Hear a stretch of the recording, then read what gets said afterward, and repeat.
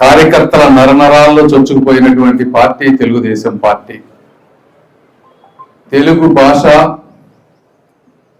తెలుగు సంస్కృతి, తెలుగు వికాసం ప్రపంచం అంతా కూడా అఖండ దీపంలాగా వెలగాలి అని నిరంతరం పరితపించినటువంటి మహానాయకులు అన్న నందమూరి తారక రామారావు గారు.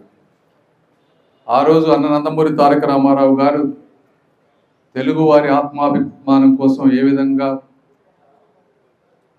పోటీ పడ్డారో, అదేవిధంగా తెలుగు జాతి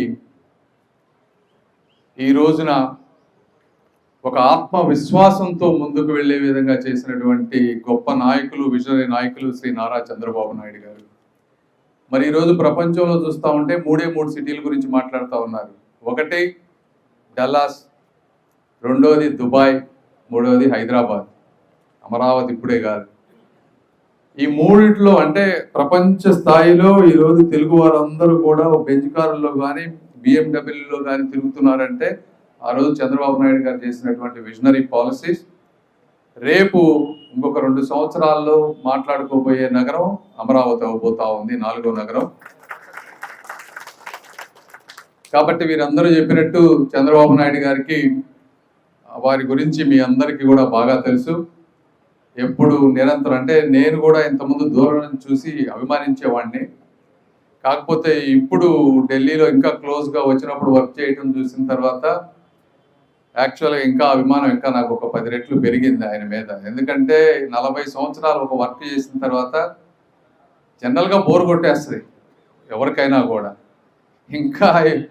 ఇంకా ఏదో సాధించాలనేటువంటి తపన నిరంతరం అర్ధరాత్రి 12 కానివ్వండి, 1 కానివ్వండి, మినిస్టర్లతో కలిసే విధానం, రాష్ట్రానికి కావాల్సిన పెట్టుబడుల గురించి కానీ, వచ్చినప్పుడు అందరినీ కూర్చోబెట్టి అకౌంటబిలిటీ క్రియేట్ చేయటం కానీ.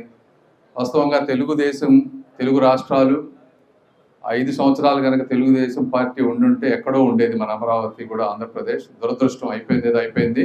ఏదేమైనప్పటికీ నారా చంద్రబాబు నాయుడు గారు, అదేవిధంగా మన యువనేత శ్రీ నారా లోకేష్ గారు, మీరు కూడా చూస్తూ ఉన్నారు. నారా చంద్రబాబు నాయుడు గారు వారి జీవితాన్ని త్యాగం చేశారు మొత్తం. ఎందుకంటే ఆయనకు వేరేదేమీ తెలియదు. ఈ రాజకీయం, ప్రజా సంక్షేమం తప్పించి వేరే తెలియదు.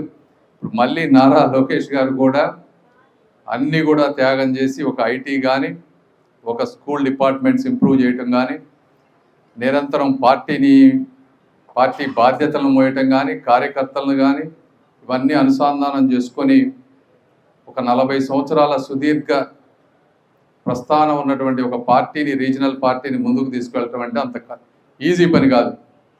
కాబట్టి అవన్నీ వాళ్ళు చేసి ఈరోజు పార్టీని నిలబెట్టారు. కాబట్టే ఇక్కడ ఉన్నటువంటి నాయకులు కానీ, నాలాంటి వారికి కానీ ఒక మంచి అవకాశం వచ్చింది, ప్రజాసేవ జన్మభూమి రుణం తీర్చుకునే అవకాశం. కాబట్టి ఇలాంటి పార్టీ మరో 30-40 సంవత్సరాలు ఉండాలని మనస్ఫూర్తిగా కోరుకుంటూ, ఇవన్నీ మేము ఉన్నామంటే కూడా దానికి కారణం తెలుగుదేశం పార్టీ కార్యకర్తలు. మిమ్మల్ని కూడా ఎప్పటికీ మర్చిపోం. ఏదో మైకు దొరికిందని చెప్పడం కాదు, కానీ మాకు చేతనైనంత, ఎందుకంటే వేలాది మంది కార్యకర్తలు ఉన్నారు, అందరికీ కూడా అన్నీ చేయలేం. బట్ మా శక్తి మేరకు మాకు సాధ్యమైనంత వరకు మీకు మంచి చేస్తామని తెలియజేసుకుంటూ, మీ సహకారం ఎప్పుడు ఉండాలని కోరుకుంటూ మనస్ఫూర్తిగా సెలవు తీసుకుంటున్నాను. Thank you. చూసారు కదండి. మరి ఈ వీడియో కనుక మీకు నచ్చినట్లయితే ఒక లైక్ కొట్టేసి మీ అభిప్రాయాన్ని కూడా కామెంట్ బాక్స్లో తెలియజేస్తూ ఇలాంటి ఇంట్రెస్టింగ్ అప్డేట్స్ కోసం మా ఛానల్ని సబ్స్క్రైబ్ చేసుకోండి.